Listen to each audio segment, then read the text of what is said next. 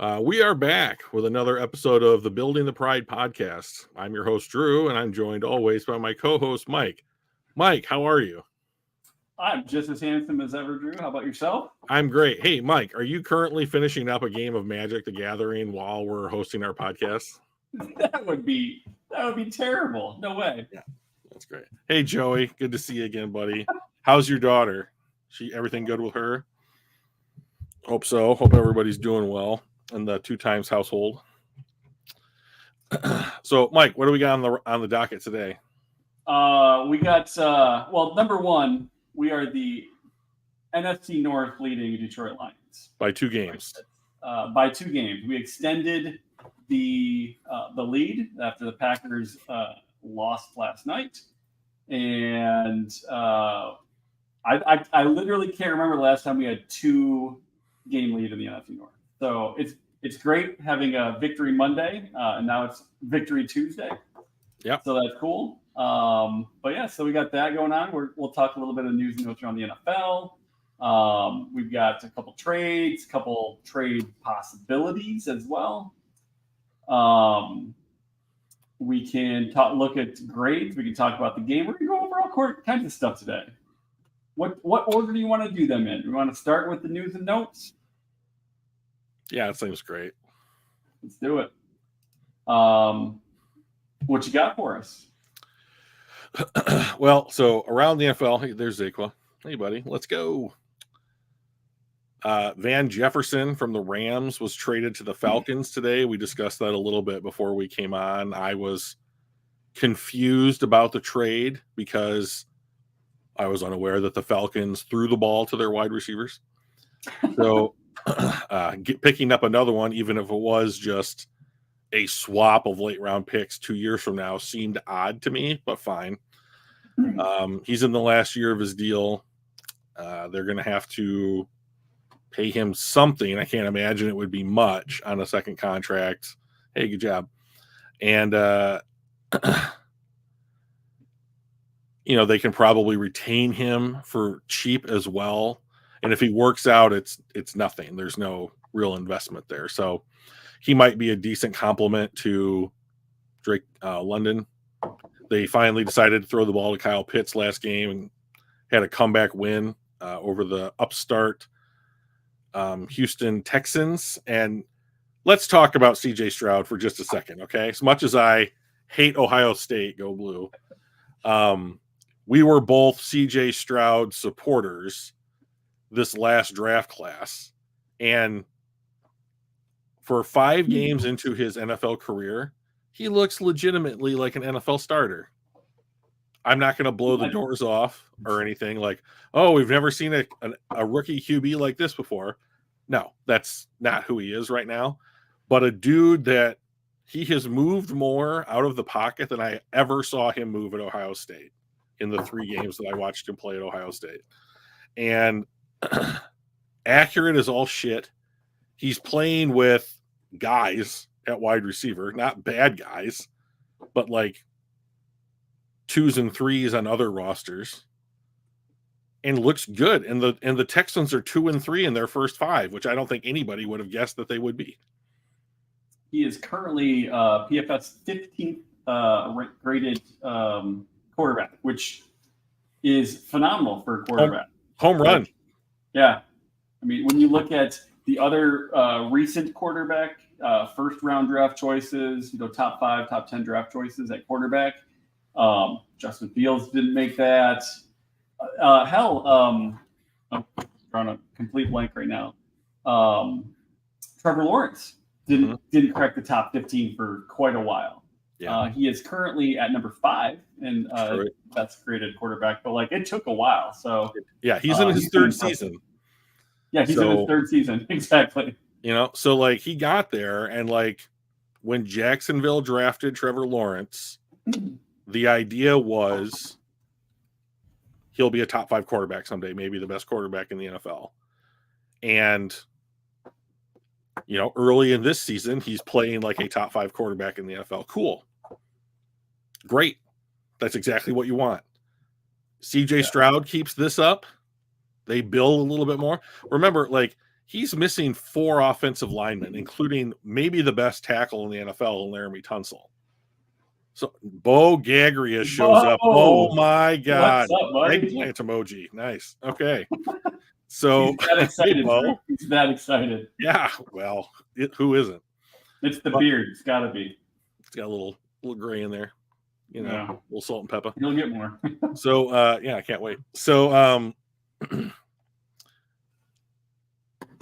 he looks like a legit quarterback now. The other guys that came out this year having a little bit rougher start. I've watched 2 games the Carolina Panthers played front to back. Last week at Minnesota, this week against Detroit. Let me tell you this. They're awful. They're an awful team right now. Like, I thought at least the Panthers would be able to say, okay, with Ike Ekwonu, Tyler Moton, Austin Corbett, some of the offensive linemen they had, they'd be able to at least run the ball. Yeah. They can do nothing. They can't run the ball. They can't pass protect. They don't have anybody at skill position players. It is bad for them right now. And, their defense is, if everybody was healthy, would probably be a decent unit in the NFL. Here's the problem. They're not healthy. Yeah. So it's not. And therefore they're 0-5. And if they're 0-5, that's Caleb Williams to Chicago, which is my least favorite thing I think I've ever said out loud. That's rough. Yeah. I don't want Caleb. I don't think they're going to be they're not going to go over, but there's a damn good chance that they're going to have the number 1 overall pick. I don't think Chicago's own pick will be number 1, but it doesn't matter if it's your own pick or something you acquired somewhere else. Right. I don't know who they could beat right now. Carolina? Yeah. Like, if Denver has a fire sale, maybe Denver. But I think that I would bet against Carolina in any matchup in the NFL, 31 other teams. So let me share my screen real quick. Oh, please do. Make it bigger.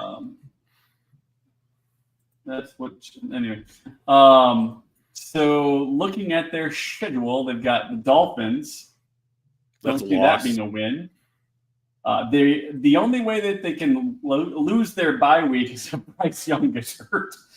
But they got Houston. I could see that potentially being a win. I think Houston will probably beat them. That could potentially be a win. They do get to play the Bears. I'd love to see them beat the Bears. Sure. Really? I do, yeah. I would rather they beat the Bears than they have at least a win and the Bears have at least one win. No, that's what I'm saying. I want them to beat the Bears. I'd like to see them beat the Bears. But the Chicago owns both those teams' first-round picks. So right. Both of those picks need to be improved to the point where neither one of them has the first overall pick. So it's more advantageous for Carolina to beat Chicago than it is for Chicago to beat Carolina. That's what I'm saying. That's what I said. I said I would like them to beat the Bears. Okay. Dallas is a loss. On the same page? Yep. Yeah. Tennessee's probably a loss. Tampa Bay's probably a loss. Maybe the Falcons?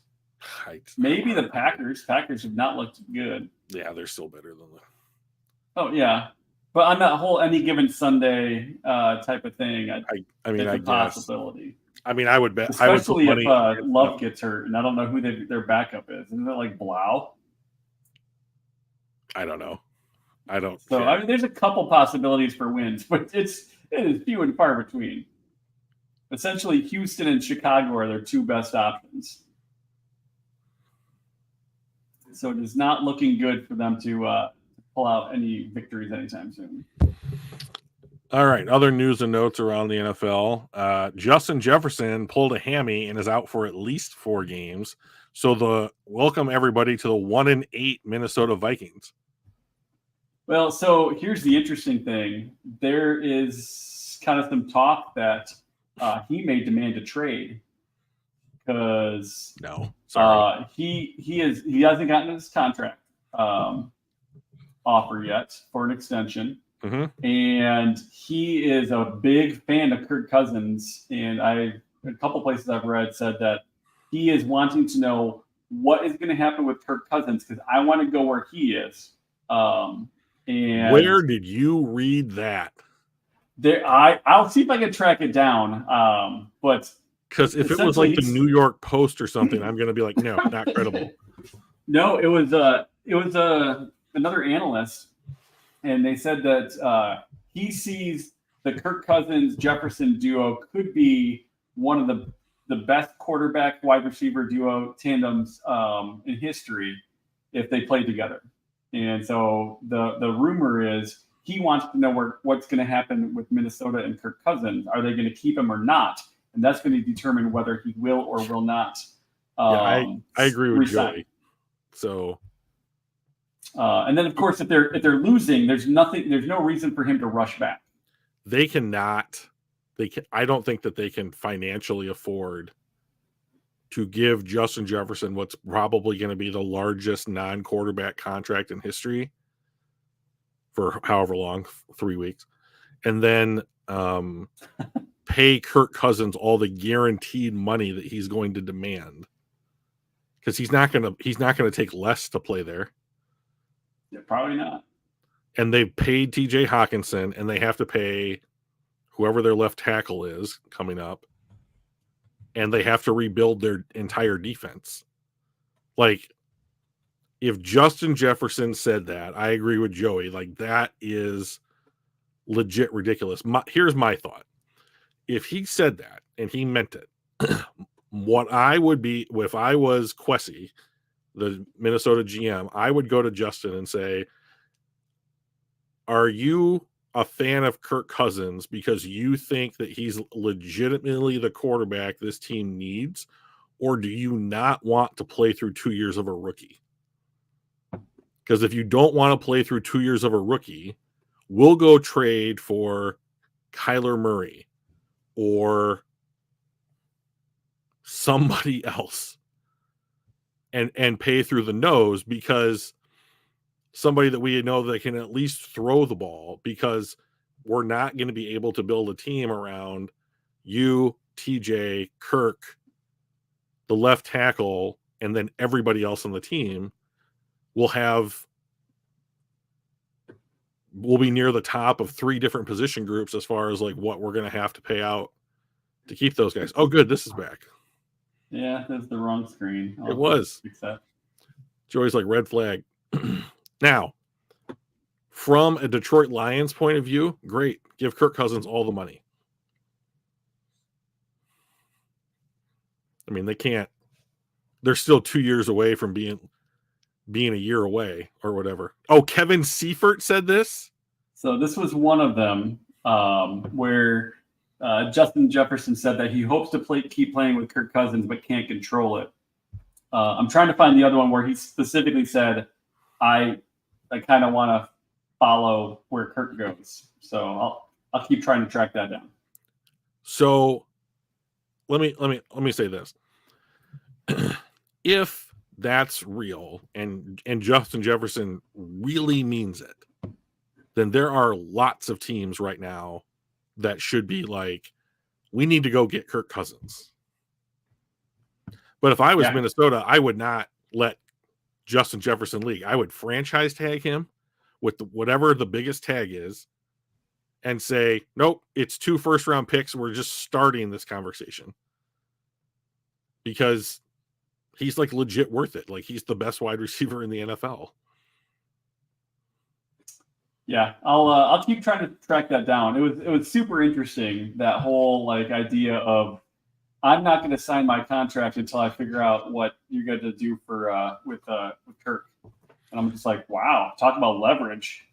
Jeez, no kidding. Like, and if I'm Kirk Cousins, I'm talking to my agent right now being like, look what Justin just said. Let's ask for more now. Yeah, let's do it now. Let's figure out a place to go because this season is down the tank. Maybe Washington sounds good again. So if I'm Minnesota and I'm Kwesi, the first thing that I would say is let's trade Kirk before the deadline to someone who thinks they still have a chance to make the playoffs and effectively tank. Justin's going to be out for the next 4 games. Those are likely losses anyways. Then we'll be to the trade deadline. Let's move Kirk, get the money off the books, try to get in the driver's seat to at least either get the number 1 overall pick or trade for the number 1 overall pick and say, hey, Justin, we're going to move heaven and earth to get Caleb Williams in Minnesota. And then let's do that. How do you feel about that? If we can make that trade happen. So there's all kinds of talks on Bears Twitter right now that it's like, hey guys, if we get the number 1 overall pick and Justin finishes the year strong, we should trade that number 1 overall pick just like we traded last year. What a haul we would get for the pick that you could get Caleb Williams for. And then you could still take like a left tackle and like a wide receiver like in the top 5 because you probably are trading that number 1 pick to a top bottom 5 team. Certainly get a haul, that's for sure. Yeah, and I'm like, if you trade the pick that is Caleb Williams and he pans out, you will talk about it for the next 25 years. Yeah. You can't do it. You can't do it. Cousins has a full no trade clause, so he would have to agree to it. Unbelievable. So there's a lot of interesting possibilities flying around the NFL right now. So here's a Lions news and note. Ooh. Emmanuel Mosley played 2 snaps and got hurt, and he's out for the year. Not what I wanted from one of our hopeful free agent signings this offseason. It was to play fewer snaps than Aaron Rodgers. Yeah. In the words of the French, le bummer. So bummer. It's just a bummer. I mean, like, you can't keep the guy now. You can't keep him on the roster now. I mean, he was signed for what, 2-year contract? God, I hope not. I mean, because you got to. I think Gardner Johnson was the only one that was multi-year. I think Gardner Johnson's on a. I think Gardner Johnson's on a 1-year deal. Yeah, sorry, he was the only one that's on a single year. I think everybody else was on a 2-year. Sutton, I think, was a 2-year. Doesn't matter. You got to cut him. I'm sorry. Like, the track record on dudes who have ACL tears in consecutive years is just abysmal. Is there somebody that came back from 2 in a row? Sure, probably. But, like, let me stack up the list of all the people that didn't come back. Yep. So he is on a basically 1-year contract with a 1-year void year. Yeah. So he's on the roster for $1 million. Yeah. So it's going to cost us $1 million when we do that. Well, his contract's up at the end of the season, so like you don't. Yeah. He just costs $1 million next year. That's fine. Yeah. So. Yeah, Sutton's got 2 more years after this year. He signed through 25. So not great. Now, you and I had a conversation about this kind of thing over the weekend where we then bitched about, well, we could have had picks in the first round that shored up some of these holes and as opposed to doing what we did. We're not going to go into that again. We're going to wait a couple weeks and then do it. Maybe that'll be a bye-week conversation. Right. Reflect on the first and the pre-bye games. Give Gibbs an opportunity to start performing a little bit more, getting more snaps in, being worth taking at number 12, and not making us go, gosh, Jalen Carter's looking good. So let's talk about the Detroit the Panthers and Lions. Hey, Funky. This is exactly what I thought would happen. It was. Not that it was like, oh, I called exactly what they did and how they got there. No, just the result. The result was the Panthers got fucking crushed because they're terrible. And the Lions crushed them because they're not. And I think we kind of decided that it was going to be 35 points or more, and we would win by 2 touchdowns or more. And if it wasn't that, we'd probably be a little disappointed. So and it was. They look 42 terrible. Points. Yep. They look just straight up terrible. I mean, they just look bad. I'm a little sad they scored 24, but like, because I like blowouts, and and this is still that, but like, and it wasn't as close as the score, no, though. It That's wasn't. the thing, right? It was not anywhere near what the score looks like. It was far worse of a beating, but still, when you look at the box score the next day, you're like, oh, it wasn't that bad. No, it was. It was way worse. So I got one more. I got another thing. Here's the thing that I walked away from the game. Two things: one offense, one defense. Stock up basically on both guys. Aiden Hutchinson is amazing. Amazing. He is amazing. That interception that he had was art, not football. Just reach out, tap it, catch it. Oh my God. Ridiculous. And not just the catch, but the read, right? Like he was being chumped by the tight end, and as soon as he got by, he went, "Oh, this is gonna be a screen," and he kind of like stopped. And I'm great. It's also a bad throw, and it's a rookie quarterback throw, like decision wise, but like jams the arm out there, stops in midair like fucking Matrix, and then catches it. It was awesome. So on one of the PFF podcasts this week, must have been their review show. Sam Monson, one of the main hosts, was like, Aiden Hutchinson might be a savant at deducing screens, which would be amazing. There was also a fun stat I saw on Twitter. I refuse to call it X.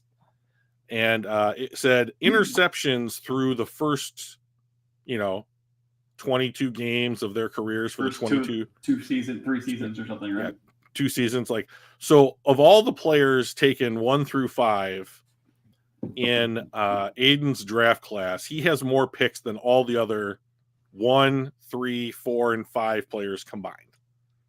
So he has more combined interceptions than Trayvon Walker, makes sense.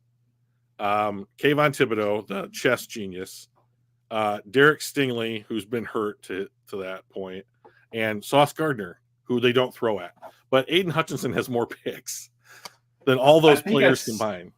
I think I saw this is he has more interceptions in his first 2 seasons than any edge in history, since 1942 when they started keeping track of whatever. Listen, if he averaged 1 interception a year, that's amazing. Yeah. So good job, Aiden Hutchinson. So he is leading. Joey. Yeah. I want to make sure Joey gets the hit that like button, just like Joey says. I'm not telling you, Joey is. Joey's campaigning. Don't listen to me. Listen to Joey. He did it earlier too.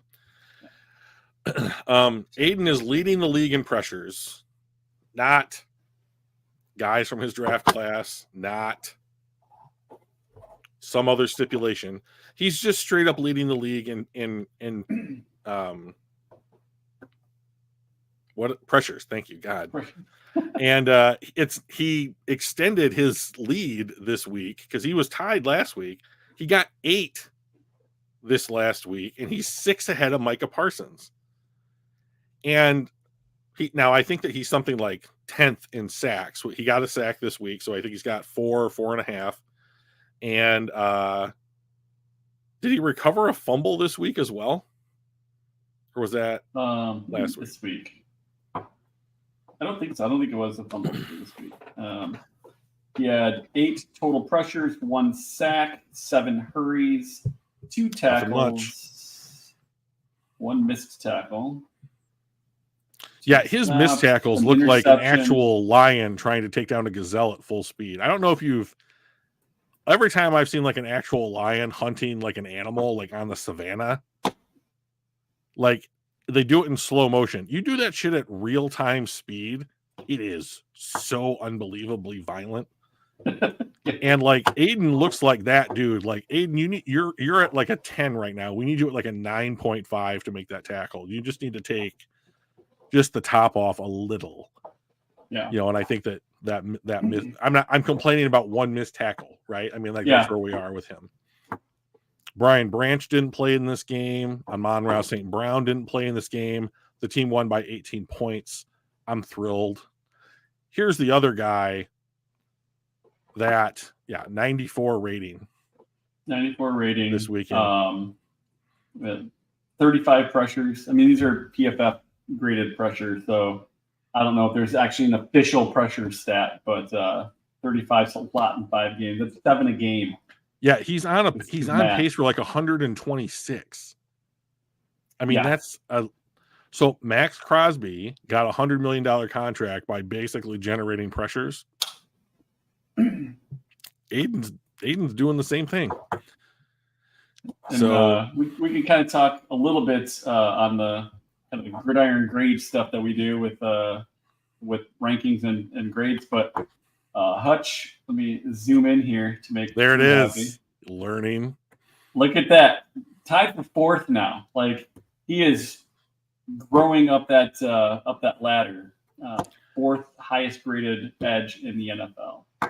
I still don't know who Andrew Van Ginkel is, but good job. Way to make the list. I mean, like, I mean, it's not like he's not doing stuff. He's got 250 defensive snaps. So it's not like he's been in there 3 times and right. That's why. I mean, Aiden's got 300, right? I mean, it's not a crazy difference.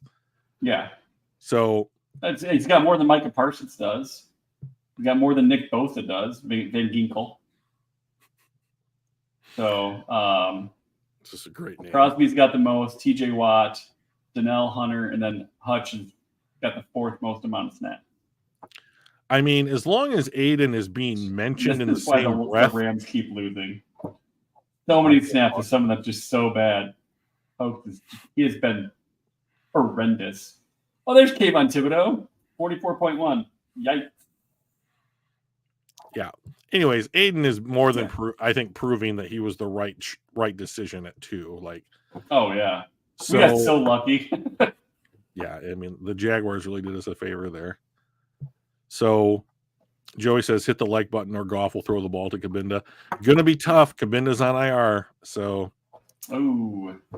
he's gonna miss the next 3 games. We don't want to rush him back either. So we really want Kabinda to heal. Get healthy, Jason. Yeah. But the other guy that I was really impressed with, can't believe I'm going to say it, Jared Goff. So I thought you were going to say Jerry Jacobs. This was Jacobs' best game. Great. I mean, granted, it's a low bar to be best, but still. Okay. So I was really impressed with Goff this week. Like my complaints about Jared Goff have been, didn't like the ball placement, doesn't throw a very clean ball, still put up stats. So this has been the argument, in my opinion, for Jared Goff up until this point. So I'm going to take a step back. Who has more passing yards this season, Justin Fields or Jared Goff? Who do you think, Mike? Who has more passing yards? Passing yards right now, Jared Goff this season or Justin Fields? I'd say yards is probably Goff. Touchdowns is Justin Fields. It's both Justin Fields. He has thrown for more yards and more touchdowns this year than Jared Goff. So that is stat accumulation, right? The Bears are 1-4. The Lions are 4-1. So, but by stat accumulation, Fields has more. Therefore, Fields is the better quarterback, correct? Oh, I hate that. Right, me too. That's why raw stats don't matter. Right. They don't. Exactly. So last year, start the season off poorly, finish the year very strong. Jared Goff has a lot of stat accumulation. The Lions had their first winning season in a while. All kind of came together, right? But people were like, hey, Goff is good. Here's why. How many yards? How many touchdowns? Touchdown to interception ratio. Yada, yada, yada, yada. Okay, cool. Throws a bad ball. I hate his ball placement. Not as athletic. Can't do as much as other quarterbacks can do. Has to play inside a structure. Okay. This year, at least for this game, liked the ball placement. The throw that he had to Josh Reynolds at the start of the fourth quarter, where he just rainbows it to the place that Reynolds, that's like the best pass I've ever seen him throw. Yeah. And it went for a first down. It wasn't a touchdown. It wasn't at some key point in the game, but it was like a really amazing throw. And like, I'll say this too. If versus Carolina, Jared Goff is the guy that you're going to get week in, week out, I'll sign up for 35 a year for the next 3. If that is who we're getting. If this is what I'd pay him 40. If this is what we're going to get. So let's take a look at the entire NFL and see who's the highest graded quarterback on the season. Not just this last game. On the season, he's the highest graded quarterback. If we're going to sit here and do PFF stats, yeah, like I give him a lot of shit. I got to give this dude credit. I got to give this dude credit. He's playing great. Yep. Lights out. His ball placement has been better. His decision making has been better. I think it's kind of still a little bit of an ugly ball, but I don't care if he's making the throws to the right people at the right times and they can catch it. So like he has been. I'm fine if this is going to be the Jared Goff of going forward. Maybe he just needed a different system. Maybe he just needed a coach that believed him a little bit more. I don't know. But like, if this is what we get, I'm fine with keeping him. We don't need to find a different franchise quarterback if he's going to be putting up elite 90 grade type of stats every week. Now the question is, can he keep doing it? Right. And that's a key part of it. I hope so. Well, through the first 5 games, this is as good as you could have hoped for. This is better than he played during his Super Bowl year. Yes, far better, actually. So, I mean, all right, got to give the guys props, like I'm not going to sit here 84 and be like, he had 350 yards and 2 touchdowns and 1 pick 6 and we won. So he's amazing. But if like he goes out there and has good ball placement, throws a decent ball, doesn't make mistakes, and we win, I'll give him props. Because what is there to complain about? Yeah. So now and the best part is if this is the Goff that we get going forward, we don't have to spend a draft pick on another quarterback. We can spend it on something else on the roster because we've got the guy, right? So it only benefits the Lions if this is the permanent Jared Goff. Sure. So Jerry Jacobs. Yeah, let's take a look at that's not what I wanted. By game, Detroit Lions defense. Jerry Jacobs, 74 grade. That was his best. Go to his 59, 51, 43, 67 against Green Bay. It wasn't bad. I think he had those 2 interceptions that game, right? Yep. Yeah. And then 74. He actually played his best game possibly as a Lion. Look at his season grades. Not good. So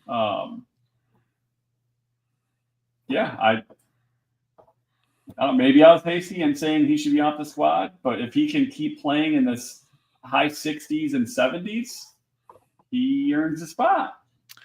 I've heard it said the greatest trick the devil ever played was convincing mankind that he doesn't exist. That's Jerry Jacobs and Will Harris. I mean, like, Will Harris didn't play bad either. But these guys, I don't think either one of those 2 guys can go to another team and play meaningful snaps. Yeah, like, Joey 2 times. I'm going to pull this off. So Goff has 17 pass attempts of at least 20 air yards, 7th most in the league. He's darting the ball downfield more. His completion percentage on those is the 2nd highest at almost 60%. I don't want to say he's transformed his deep ball ability, but I will say, because if you look at a lot of those passes, it is broken coverage, like there's nobody around, which is great. Like those are the best kind, right? You don't have to have perfect ball placement. You don't have to have perfect timing. But he definitely seems to be someone that really takes advantage of those broken plays. Like he'll see a broken play Mhm. He doesn't necessarily see something develop down, that might develop, 3, 4, 5 seconds later. But like, if it's a broken play, he sees it and he's on it and he makes that pass and he's on top of it. So like this year he's been pretty good there. Yeah, I'll give Joey this, because Joey's been on this train for a minute now. I think Jared Goff can throw a good ball somewhere between 0 and 25 yards down the field. But I don't think he's a very accurate passer much beyond that, and he can't throw the ball 60 yards. He can't. He can if he like closes his eyes and really launches it. I don't think that he can. Yeah, I mean, and that's another good point. He was getting but like this year we had some really wide open guys. Look at Sam Laporta's, right? It was a long bomb pass. There was nobody near him because of a defensive mix-up. Like, that shit's happened to us more this year than any year that I can remember, which is great because usually it's the other way around.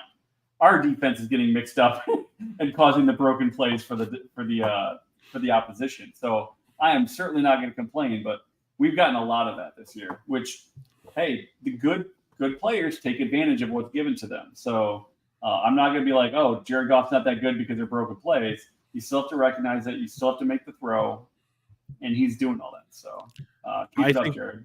The Lions' offense is predicated on we're going to be able to throw the ball somewhere in a 15 to 25 yard window if we're going to quote unquote go deep.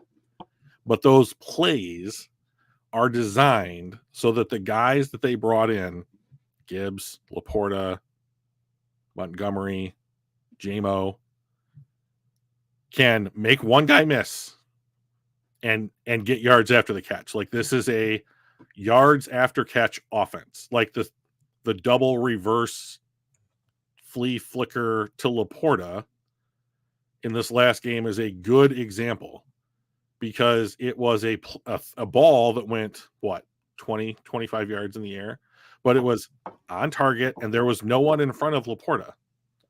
So Laporta takes it the remaining 20 yards. It's a 45-yard pass that Jared Goff had to throw 20, 25 yards or whatever. Great, fine. Give him 45 on the stat sheet. But he didn't throw a 40. He didn't throw what Matt Stafford can do, which is a fastball 45 yards down the field. He can't throw that ball. Yeah. That's not a knock. Really damn good placement. Yeah. But like, this is the Ben Johnson genius at work, is that it's like, we know what Jared is good at. Let's put Jared in a system that emphasizes what he is good at and minimizes what he's bad at, and gives the player he's throwing the ball to a chance to break off a big chunk of yards after the play. And if you look at the players that Brad Holmes has brought in, especially this last offseason, it's broken tackles, yards after catch. That's what they're good at. And that lines up really, really well in a system that is trying to get the most out of Jared Goff. So yeah, he's playing within that system. He's doing it really well. Yeah, Joyce says he's throwing deep at a high rate and throwing with elite accuracy deep. That's a transformation from what the rest of his career has looked like. Sure. All right. Here's my point, though, summed up. If you look at Joe Burrow throw a deep ball and Jared Goff throw a deep ball, that's not the same thing. And that's my point. Joe Burrow is a deep pass thrower. Their offense is designed for a 7-step drop and for Joe to just fucking sling it. Yeah. That's not what's going on in Detroit. So Joey's right. A definition of what a deep ball throw is in the NFL, he's right by the letter of the law. By the spirit of it is my point, which is that Joe Burrow, Matt Stafford, Mahomes, Justin Herbert, they have arms that it's like 50 yards off my wrist. Yeah. And that's not Jared Goff. Fine. No look, because you don't have to. Right. Right. It's okay. Prayer bomb, I don't think is exactly fair to what the Bengals are doing. But I take your point. Yeah. What's next, Mike? Do we want to kind of take a peek at some of the grades that we've got, the kind of our top 5, bottom 5 from the game? Top 5, sure. Like top 5 PFF and bottom 5. So like this was for week 5. You know what I'm gonna do? Yeah. What's that? I'm sorry. You got it. Yeah, that's right. Darn right I do. Mm. And so Hutch, unsurprisingly, on the defensive side, McNeil had an elite game. Anzalone kind of came back. If I remember right, his last game wasn't particularly great on the grading wise. I think he scored pretty well last game. Was it last game? Okay. But like up earlier this year, here's my problem with everybody on Alex Anzalone. Oh, he's a really good linebacker. He had 11 tackles. I don't want to have this conversation again. I mean, fine. If the grade says he played like an 80, that's fine. Then we're underpaying him. Great. Yeah, he is getting more out of him. 60. What did I find? 68th best. Yeah. Earlier. No, it wasn't 68. I forget what it was. All right, let's click on Anzalone. Okay. Now I want to know. Fine. Where's the? Because you need to go to player grades and then linebacker, not his personal page.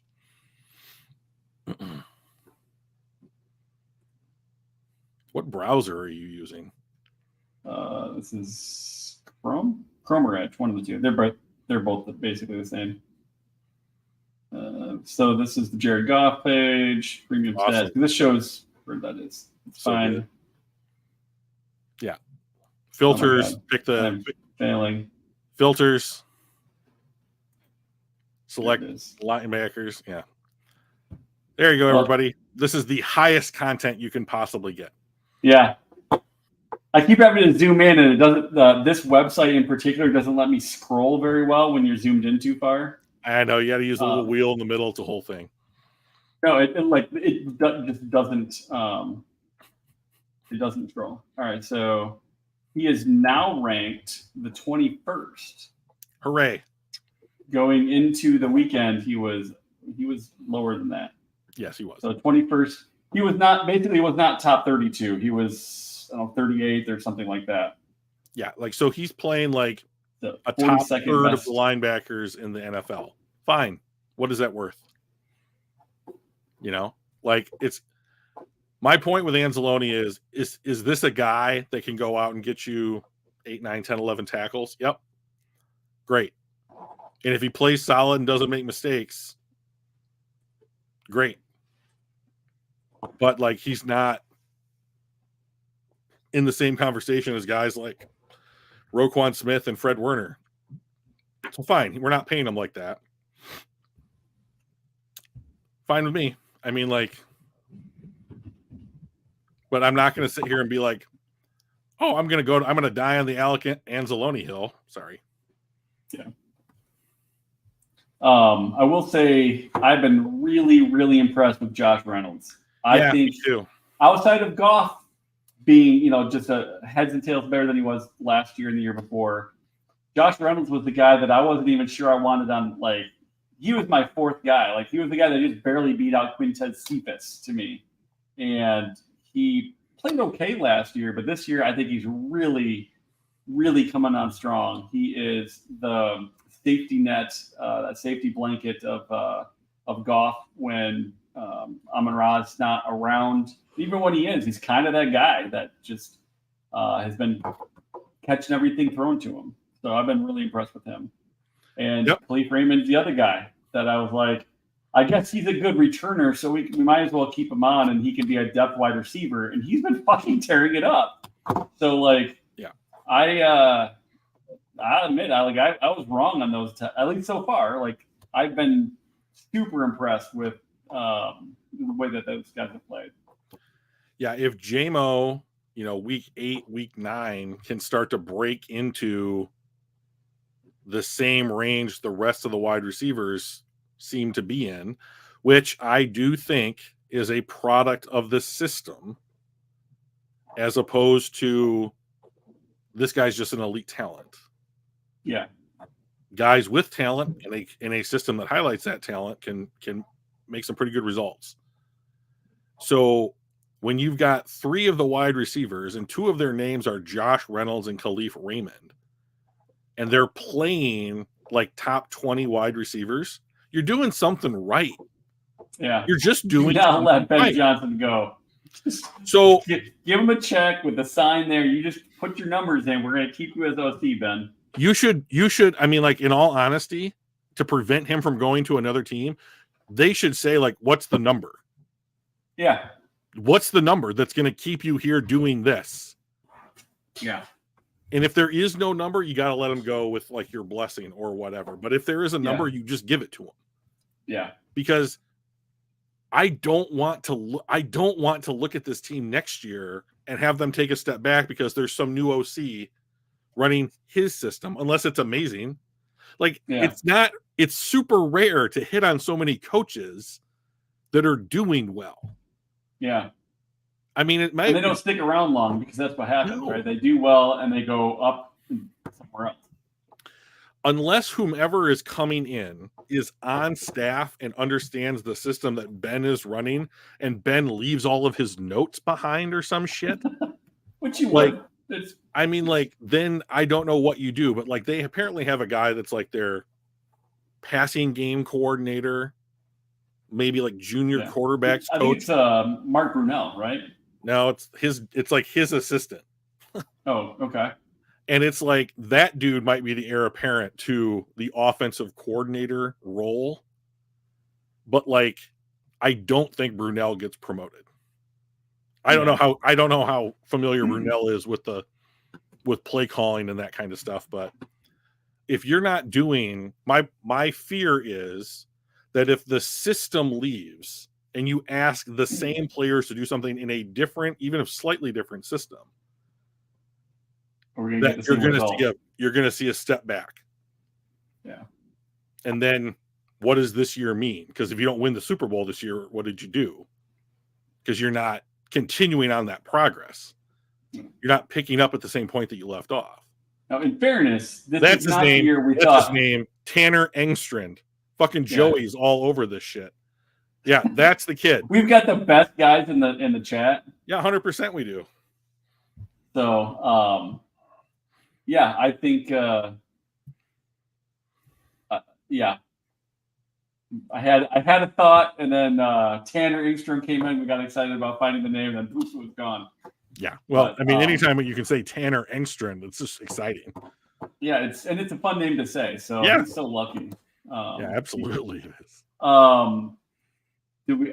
We'll hold off talking about Jack Campbell, just because, I mean, we top 5, bottom 5. He's at the bottom of our defense right now, or at least for this past game.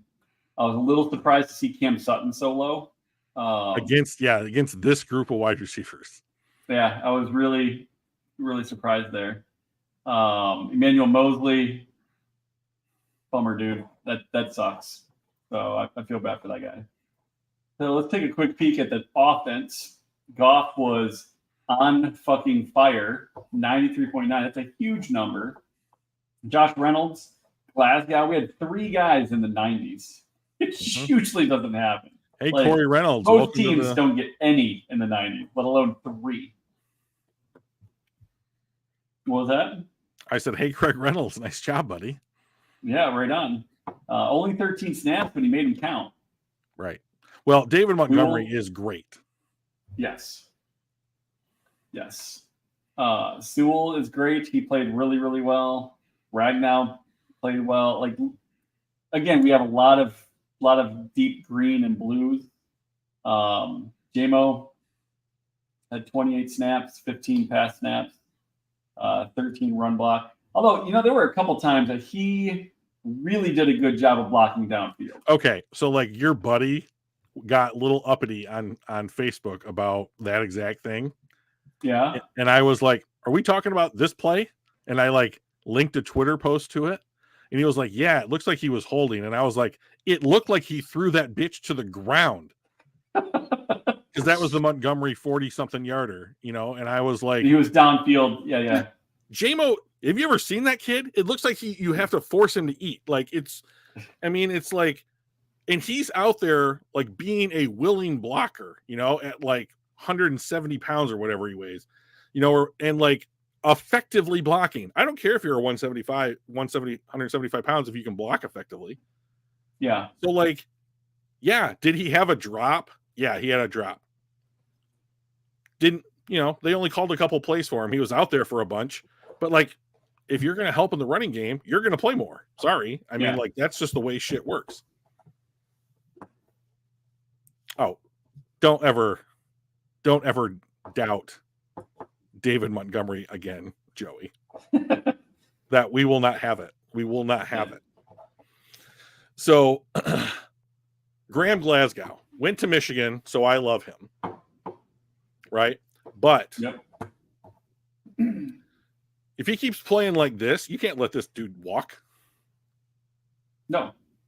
So like, and he came in as a basically a returning free agent, right? Yeah, he was.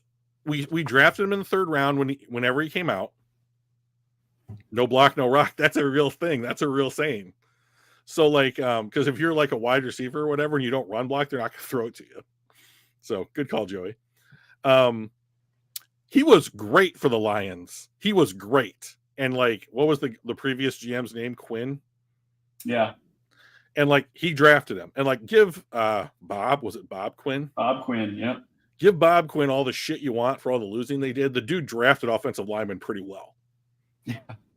So like, yeah, because he also drafted Ragnow and Decker too, right? Correct. No. And Jackson. Ragnow and Jackson. I think Decker was before him. Maybe. I think Decker was his first pick in his first year. Oh, that could be. So largely outside of Penei Sewell, who is really good. Let's not. Yeah. I'm not going to bitch about Penei Sewell at all. But like, Bob Quinn is responsible for this line. Now, he went to Denver because he got paid, right? He made like $11 million a year when $11 million a year wasn't what you got for guards, especially left guards. He came back. We got him for like a sweetheart deal, if I remember, like $1 million, maybe $3 million.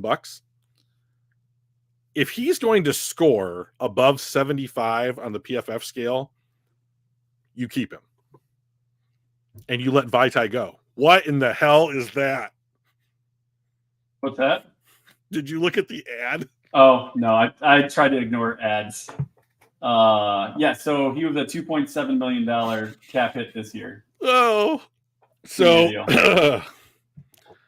you got to keep him. You got to re-sign him. It's just, if he's going to play like really, that, really well. If he's playing like that in this system, you can't not. You draft some kid round 3, 4, 5 or whatever to be your backup, and you run this guy out until the tires come off. Yeah. He's sorry, Vaitai, really well. but like Holu Palati Vaitai, is that how you say his name? Sounds right. Okay. Like, I'm not going to pay you $11 million or $5 million or whatever you reformatted it down to. But like, you got to get rid of that guy and go with the guy that's doing this well. Like, if Vaitai was healthy, you got to play Glasgow. Oh, I would say so. I don't know. It's not about what your salary is; it's what your performance is. Yeah, it's got to be right. So that's kind of the offense and defense on the grade side of things. Was there anybody like? Oh, we started with the defense, didn't we? We did not do this. With Hutch, McNeil. We didn't really talk about Anzalone, Bugs, and then we decided not to talk about Jack Campbell because it's too sad that our that's a great word for it, Mike. It's sad for more than one reason. It's a great picture. That looks like an Iowa boy to me. Yeah. I mean, look at these grades: 53, 61, 60, 46, 33. Not good. Not good. Very disappointing. And he's 5 games in, so whatever. But like, if you didn't have I can't believe I'm saying this. If you didn't have Anzalone playing so well, I mean, like, it'd be a real problem. And like, that's the thing. Like, I don't know what happened to Rodrigo at the end of last year, but it seems like he's lost the faith of like the defense, the defensive coaching staff. And maybe it's just like we had never thank you for the 1 year, but we had never planned for you to be the guy. Like, welcome to special teams, Malcolm Rodriguez. And fine. Well, I think it's partially just because we drafted Campbell. I think if we don't draft Campbell, he's on the field. Right. And frankly, at these kind of grades, he's probably going to do better. Right. So, like, to be honest, the two best linebackers on the team right now, I think, are Derek Barnes and Alex Anzalone. But you have four guys. Barnes was going to be that guy. To be honest, like he is. Yeah, really no one saw it. Too. I never would have thought that Barnes would play well enough in the offseason to play himself into getting snaps.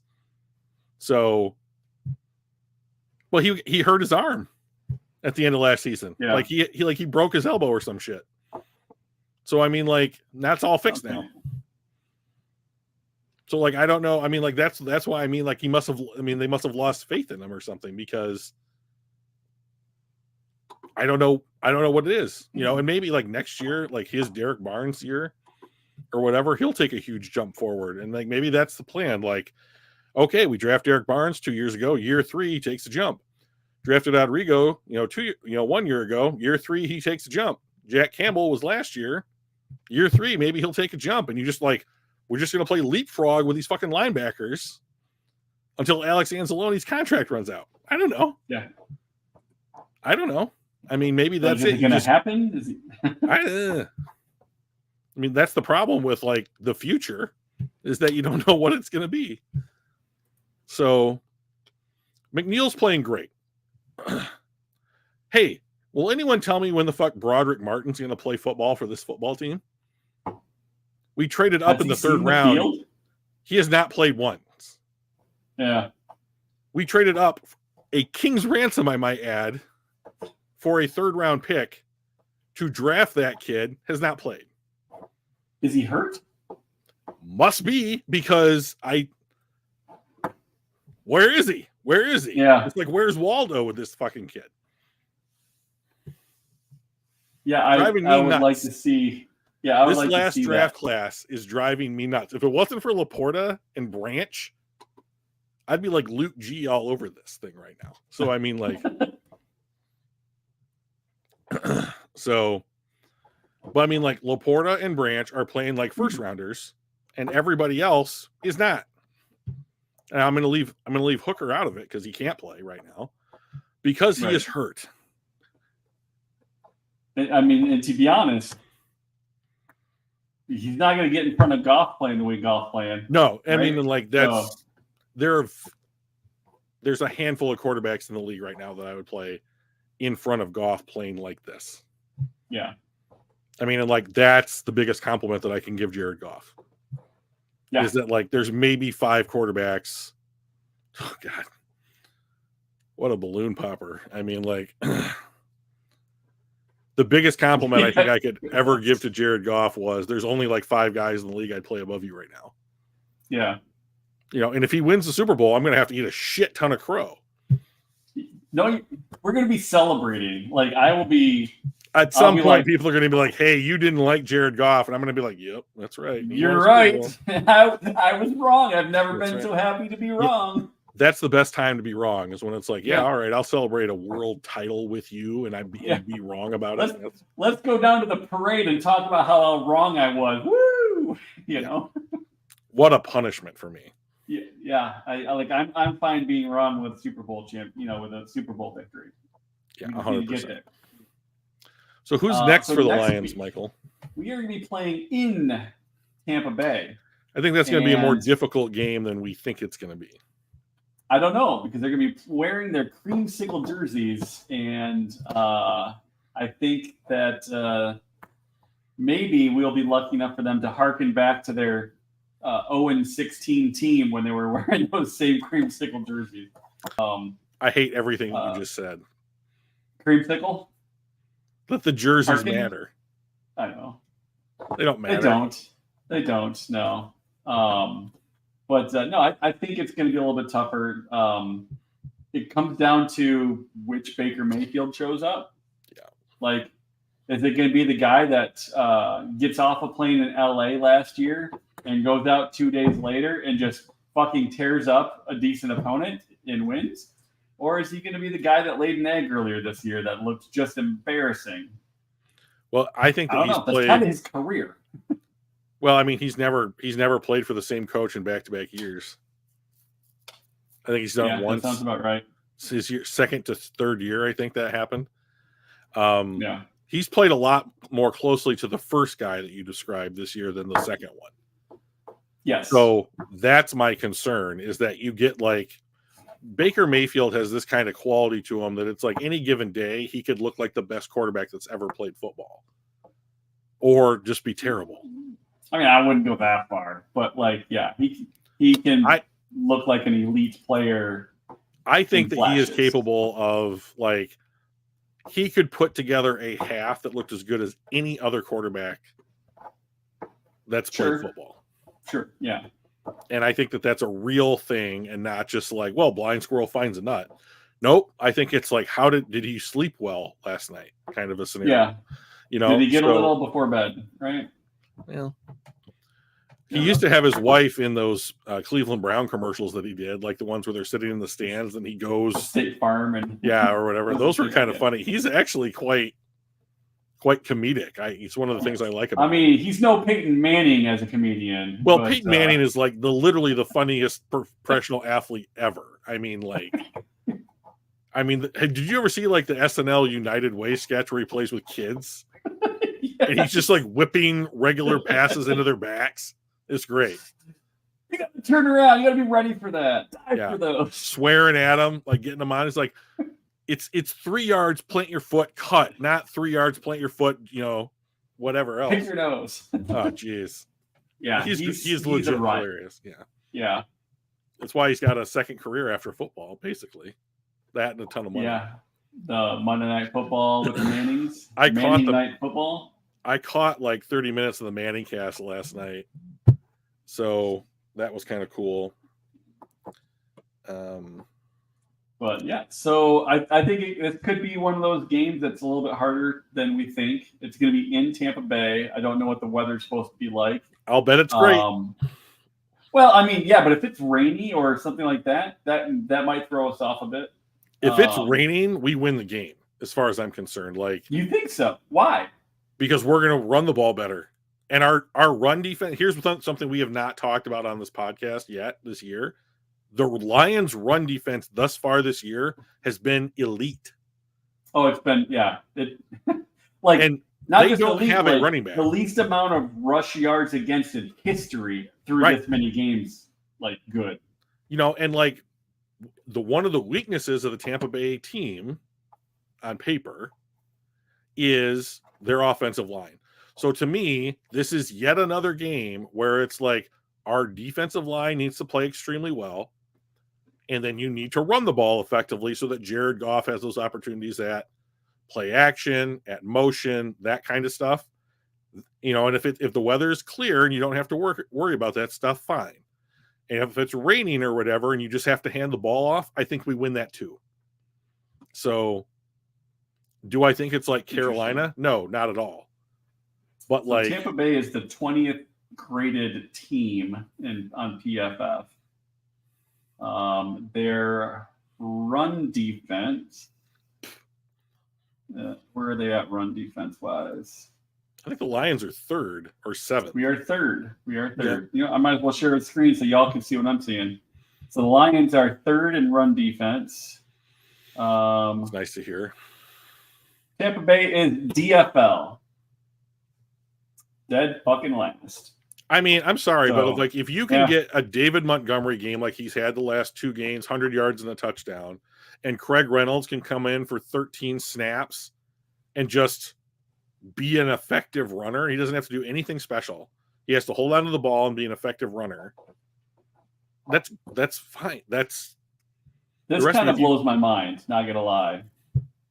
Overall defensive rank, 7. Yeah. Last year we were 32, Drew.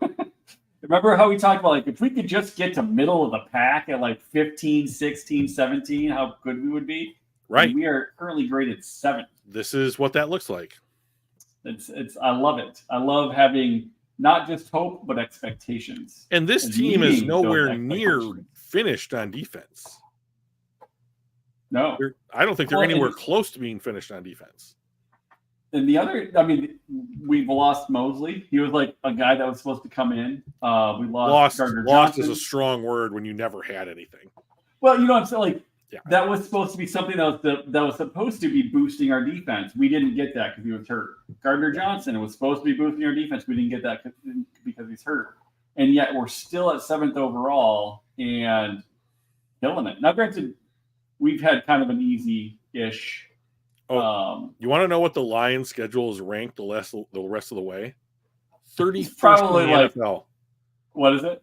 31st in the NFL. They have the second easiest schedule the rest of the way, based upon how teams are playing this year. Hey, it is what it is. We play whoever they put on the schedule. It's not up. I'm not complaining about that. Yeah, no. Great. I would rather be 17-0 and programs. Yeah, you know what? You don't have a chance. Sorry. No, I was just saying that's why your college programs. Okay. Add in like the lower ranked teams because it doesn't matter. A win's a win, right? Like, so. We don't have a choice because somebody. Have you seen Michigan's schedule next year? God damn it! It's gonna be tough. I need Caleb Williams and Michael Penix to go pro this year because we get USC at home and we have to go to Washington. So I don't give a shit what Caleb Williams says. He got to come out. So I don't want him to be the best. Beat the best. Michigan doesn't play a non-conference opponent next year. Yeah. They just play the Pac-12 school. We play Washington, Oregon, UCLA, and USC, where our non-conference schedule would have been. The only team where the Sisters of the Poor and Paraplegic All-Stars and all those used to be. Yeah, the same slate that the SEC plays. Yeah, all those teams. So, the only team in the Big Ten next season that's any good at all traditionally that we don't play is Penn State. Yeah, that one. I like playing Penn State. I think I have a lot of respect for Penn State as a football program. Yeah. So I think James Franklin really did a good job rebuilding that team out of absolute fucking tragedy. So I have a lot of respect for them as a player, and they're not assholes like some other teams in Ohio State University are. So the Ohio State. Come on, I will never say that. Their mascot is shit that falls out of a tree. I mean, like, how can anyone take pride in that? I don't understand it. Fuck that. You remember those commercials? Nope. Let's talk about commercials involving Ohio State. Here is the most disgusting commercial that's ever been put on the air. It is two college kids, and you're way zoomed in on them, and they're making out, and the camera is slowly panning back, and they're like in that stage where they just are like, oh, it's so everything is emotional and loving and all that shit, which is great when you're in it and terrible when it's other people and you're not. And it's just like they're just kind of slowly, softly kissing, and it's like, I love you. No, I love you. Like, the moon is the stars upon which the dew rests its weary face, or whatever. And as you pull back, she's in a Michigan sweatshirt and he's in an Ohio State sweatshirt, and the caption simply reads, ESPN, without sports, this wouldn't be disgusting. That's funny. I thought it was. I was like, I'm going to throw up in my mouth, like, watching that. Like, it was truly gross. That's what college sports are.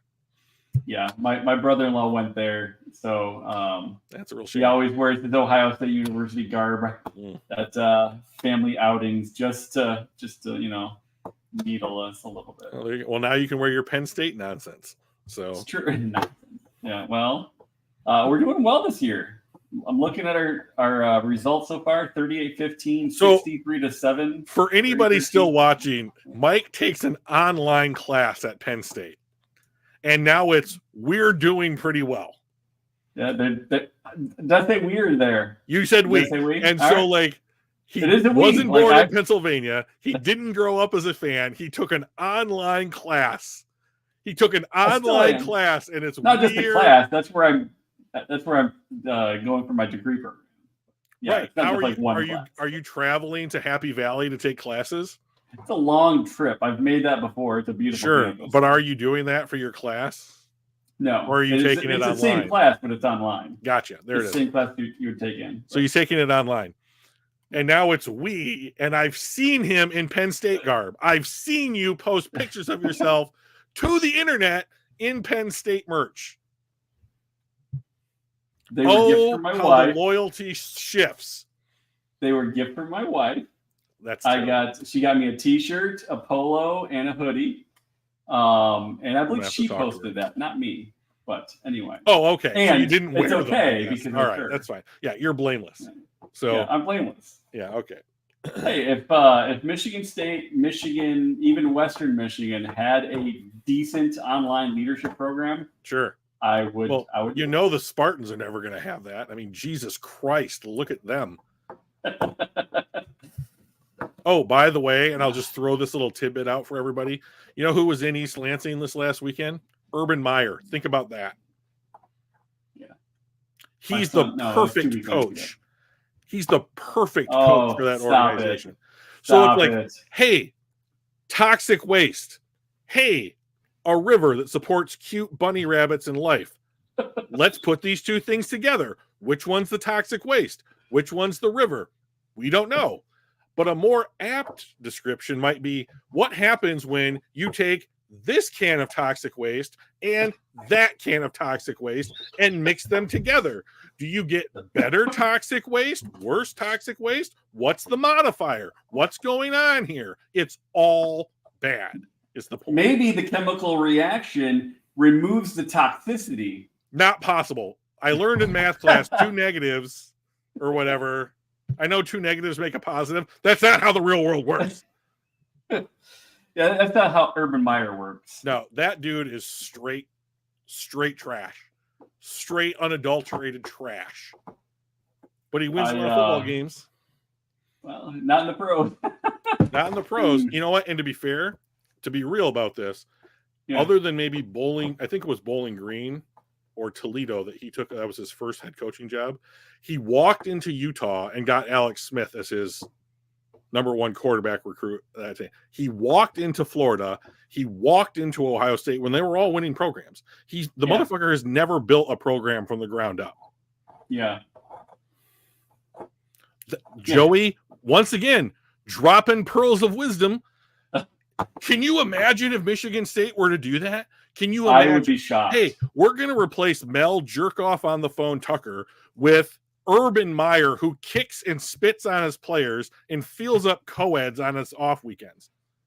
Right? It does make perfect sense for MSU because that's who they are. That's who they are. Stop. Inside. There are Lions fans that are probably watching this. They're like, you know what? There's 2 of them that are watching it. No, like, find this on YouTube because we're awesome. They're going to watch this. They're going to be Michigan State fans. They're going to be like, you know, I was up for this until Mike, it's hard to hear truths about oneself. I had to live through Rich Rod, and MSU was good for 5 minutes, and now they think that they can talk shit for the next 20 years. Yeah. That's cool. Whatevs. You won a Big Ten title. What's wrong with the Fab Five? Did they end up getting any other wins or anything like that taken away from the stuff? Oh, I don't know because I honestly don't know. I don't either. That's why I was asking. I figured if anybody did, you would. Oh, I'm sure somebody knows. Yeah, well. But, like, if you live through the Chris Webber timeout, like, it doesn't matter if they retroactively take away wins. Yeah. Because that was in real life, and that was an arrow right to the heart. So, I mean, like, go ahead and take it away. I don't care, you know. So they were fun to watch. Anyway. Yeah, I mean, Yeah. they never won an NCAA title. No. So No, they were just fun to watch. Their personalities were too individual, too me instead of team. I think Chris Webber's personality. And Juwan and Howard. And he was Jalen never Rose. good enough to do that, though. Yeah, but they still had that me. Anyway, yeah. See, but, that's a Penn State fan for you right there. You know, in-state rivalry, Michigan State guy. You are? Overall, what's that? Me? Yeah, I'm a Michigan State guy for the in-state rivalry. But ever since I was little, I was a University of Miami Hurricanes fan. So you got to just be loving what they did this weekend. I did not see. Did they win or did they lose? They lost in one of the most unbelievable fashions of all time. They have the ball. They're up. They're up by less than one touchdown. They decide to run the ball as opposed to taking a knee. The running back has the ball ripped out of his arms. Georgia Tech recovers. And it's either the next play or the one after that. Georgia Tech rolls their quarterback out and hits some dude on a post 50 yards for a touchdown, walks in untouched. Game. Could not believe, like it's like the victory formation. It's the formation everyone loves. Best formation in football. Couldn't do it. Yeah, I see that 1 second left. They scored the touchdown. Yes. Gain of 44 yards. Jeez. Very, very, very weird scenario. Very odd. That's unfortunate. But I wish Josh Gaddis all the luck in Miami. Really happy things are working out for you, bro. Former Michigan assistant coach. So Hurricanes, go roll tide. The real U of M. Yes, correct. The University of Missouri. I almost went there until I saw how much out-of-state tuition was. Mm-hmm. And I'm like, Western Michigan, right up the road. Sounds okay to me. Good news. Take an online class. It's like going there. That wasn't a thing in 1995. Well, now it can be. You can relive your dream. I did look to see if they had something. Of course, the Penn State program is actually really, really good. So I'm happy with that. I didn't go there because it was Penn State. I went there because it was a good program. But excellent. Have you ever been to Happy Valley? Yeah, I've driven through once. I haven't been there for a game. Oh, did I go again? It was a long time ago. I don't think I went for a game. But there's a fun fact about the stadium, and to be honest, a lot of colleges I think probably have this, is that when Penn State has a home game, Happy Valley is the third largest city in the state. That's awesome. Yeah. It's pretty cool. Yeah. They have a legit stadium. It's like 95 or 100,000 people. Yeah. Beaver Stadium. Beaver Stadium. Why is it Beaver Stadium and it's a Nittany Lions and it's Beaver Stadium? I don't know. I got nothing. And I don't know. I mean, I've never heard of the term Nittany Lion. I've heard panther, cougar, mountain lion. What is a Nittany? Alumni. Hello. Nittany, Eastern Mountain Lion. But okay, so why is it Eastern Mountain Lion? Refers to the local Mount Nittany, which overlooks the university. Oh, I see. So at one point they had cougars that lived on that mountain, so it's a Nittany lion. Something like that, yeah. Cool. Maryland is the Terrapins. No one knows what those are, apparently. So, all right. I think we have bantered enough. This is great content. It is. It's so many, so good even that the everybody Michigan but one dropped off. Fantastic. Yeah. We got our Discord. The link will be in the show notes on YouTube, or you can look at it and just type it down right now as it's scrolling across the stream. Caps matter. But check it out. There's we do some live game day threads and all sorts of cool stuff. Lions news, whatnot. But other than that, every Tuesday, 7 p.m. Like, comment, subscribe. That's how we get found. That's all I got. What else, Drew? Anything else? We just head out for Nope. the night. So All right, let's do it. hopefully we're here next week talking about the 5-1 Detroit Lions having gone into Tampa Bay and picked up another win. So join us for that. Hold on. We had a new sub, and I want to find the name because I want to give him a shout out. Yeah, Dads, DADZ. DADZ. Welcome, Dads. Thank you for the sub. Love it. Dads, moms, anybody's Richard welcome. Zoransky also, and I don't remember if he was previous or not, but big shout out. Thanks, All right, Dad. now we're done. Peace. Bye.